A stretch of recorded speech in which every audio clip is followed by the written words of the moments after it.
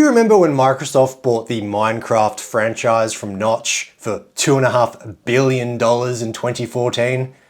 I do. Good times. 10 years later, we can now play it on the Dreamcast and online. Hello, my name is Brendan and this is Sunday Quickie, a series of videos where we check out the happenings and newest, coolest news in the retro gaming world, but without a script, in a more casual way, just the camera, the screen capture, and about 3 dozen lights.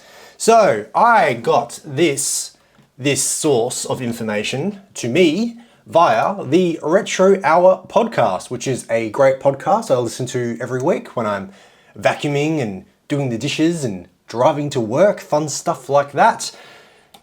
This is their source from timeextension.com. Minecraft comes to Dreamcast via ClassiCube. Blockbusting news.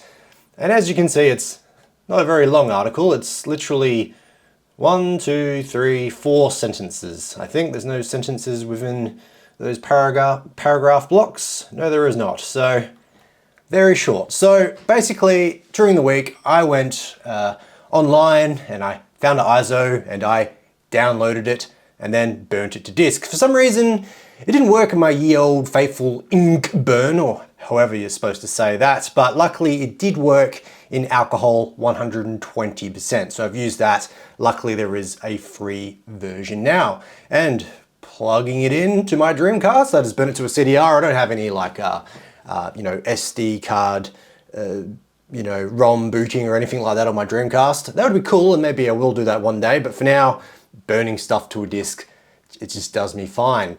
So it's Minecraft. It's pretty cool. It didn't crash in my testing. The coolest thing that I noticed straight away is that the environments are procedurally generated. So you can just keep walking and walking and walking, and the landscape will just keep generating.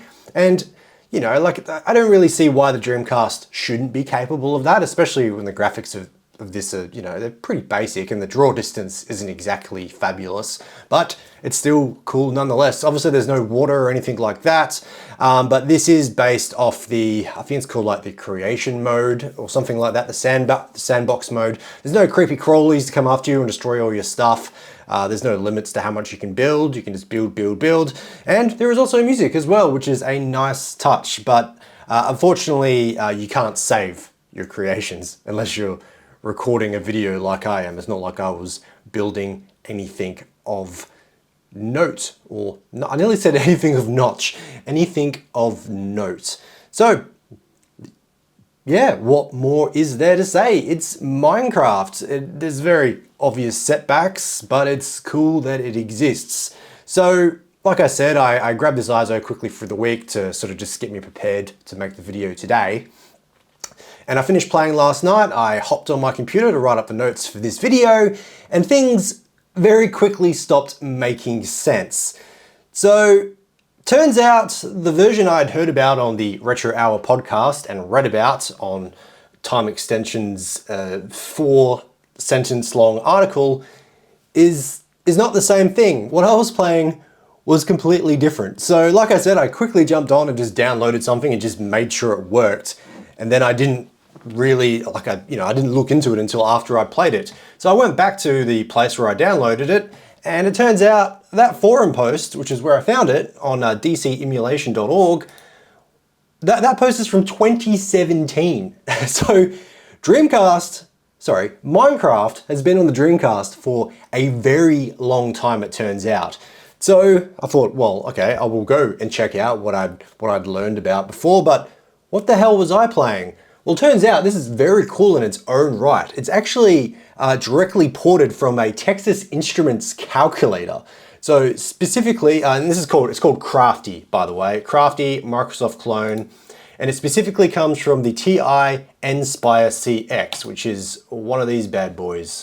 Oops, I didn't Google that properly. Yeah, so there's a few different versions. I think, there we go. CX, is that the one? Yeah, TI Nspire CX. So this was released in 2011 and uses an ARM processor where its max clock speed is 132 megahertz. The graphics you're seeing are completely software rendered. The port on Dreamcast doesn't use the Dreamcast's GPU at all. So it really just makes it all the more amazing. And I just want to just whinge about calculator prices for a second. So, like I said, this came out in 2011 and quite literally has the CPU of a potato. And they still have the gall, brand new, to sell it for $160. Like, my smartphone, well, maybe not my current smartphone's not a very good example because that's a Samsung Fold 5 and costs multiple thousands of dollars. But like, you can just get any budget smartphone and it absolutely eclipses this. It's bonkers. Why? Because I've got a keyboard on it. Like, I get there's like R&D and development costs but it's been decades now. These things cost an absolute bomb.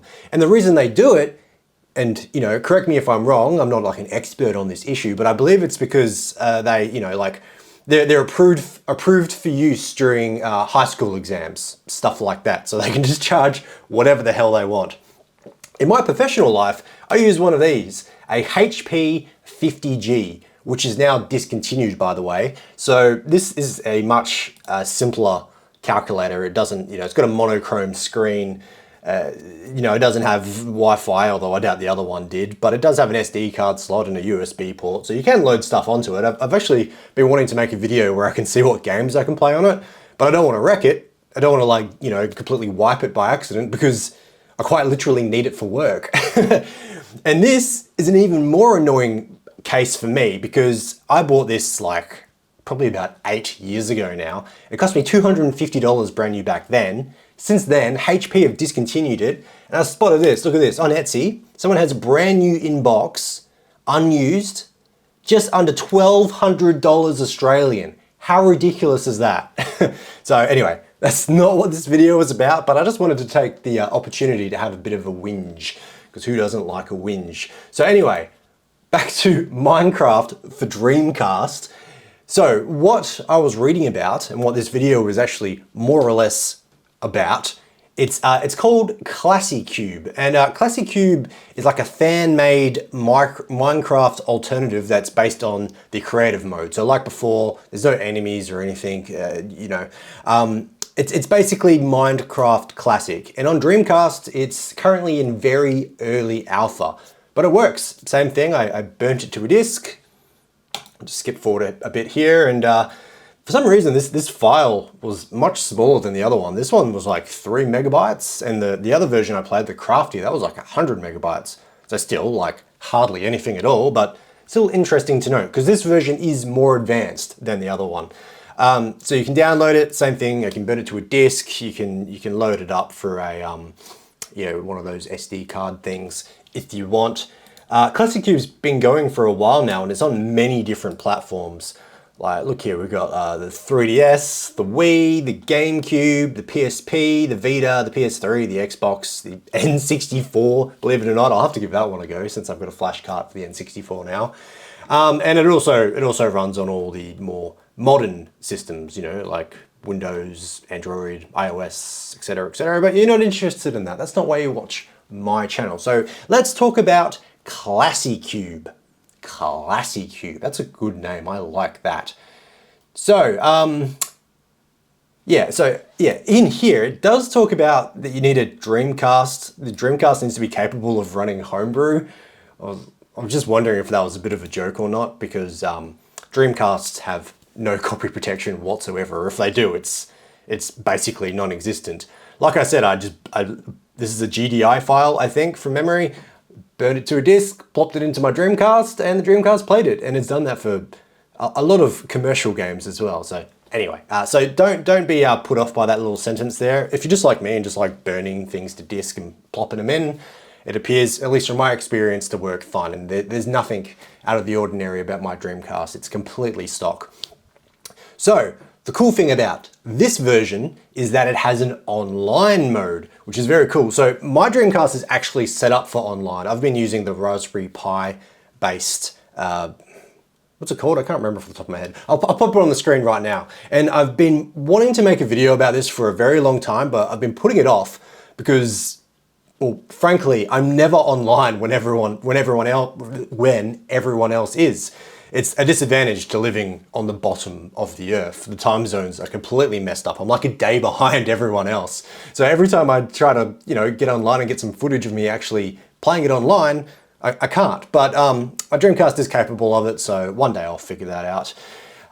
And I would have loved to have shown you the, at least with this I could check out other servers and whatnot, but you need a ClassiCube account to sign in, which is fine. It's free to do. You can do it on the computer, but the catch is on the Dreamcast, to type in your credentials, you need a Dreamcast keyboard, which I do not have. There is no on-screen keyboard or anything like that. So yeah, that's pretty frustrating. Like I said, it is an early alpha, so hopefully they do bring that in soon enough and we can revisit this in a future video. But for now, there is a offline single player mode. So let's check that out. Check that out. Sorry, words, how do I say them? So there is some pros and cons to this compared to the Crafty version I was playing earlier. It doesn't procedurally generate, and there's also no audio, but overall the experience does feel a lot smoother. It's a lot easier to place the blocks. I noticed in Crafty that it was just really hard to like stack blocks on top of each other using the thumbstick on the Dreamcast, and I was going to blame the controller, but it's much easier in this version. There's also water in this version too, which is one of the many, probably the main aspect that was missing from the previous version, apart from an online mode. The explosives also work. I had a lot of fun going around blowing stuff up. It's possible that the explosives did work in the Crafty version, but I couldn't figure it out. There was a TNT block that you could place, but I couldn't figure out how to make it go boom. In this, you literally just place it and it explodes and creates a crater in the ground. It's really quite fun, actually. And in my research, I watched a couple other YouTube videos of some other people playing this. They were complaining that there were crashes, in the game freezing and poor performance, etc., which is to be expected since it is in early alpha. I'm happy to say I didn't have any issues whatsoever. I didn't really play for that long, but like I flooded an entire level with lava, for instance, and I thought this will crash it for sure. But no, it just kept chugging along. I can't make the area any bigger. You do have the option to do that. But again, you need the keyboard to like type in the numbers.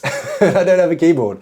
I wonder if you can like sort of, homebrew your own Dreamcast keyboard. If you can just get like a cheap like PS2 keyboard and just, snip off a connector from a third party, Dreamcast controller and somehow make it work, or even better, 3D print the socket.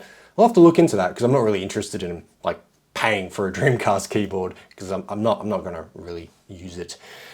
So yeah, and like before with the first version, there's really not much else to say besides from the fact that it exists. It's Minecraft, but it's on the Dreamcast. And especially so since I'm really not the biggest fan of Minecraft. I think I played it for half an hour or so when the original version was ported to Android, like, over 10 years ago now. I think I played that for half an hour and I got bored. And same for this, I played it for 15 minutes or so and ultimately, again, I got bored. It's just not for me, but that's fine. It's going to be for other people and that's great. I'm mostly bummed that I couldn't take it online. I think that would have been a cool thing to do, especially since my Dreamcast is capable of doing it. I'm just itching to use that functionality. So I'll be keeping an eye on updates on this. Yeah, as soon as that on-screen keyboard comes available, or I figure out the keyboard situation in there, I'm going to get right on it and we'll revisit it. But that's all I have to say about Minecraft on Dreamcast. 2 versions, one from 2017 and one from today. So I'll leave links to both in the description. You can give them both a go if you like. And yeah, that's all I have to say. Like and subscribe and hit the bell and blah, blah, blah. I'll see you in the next video.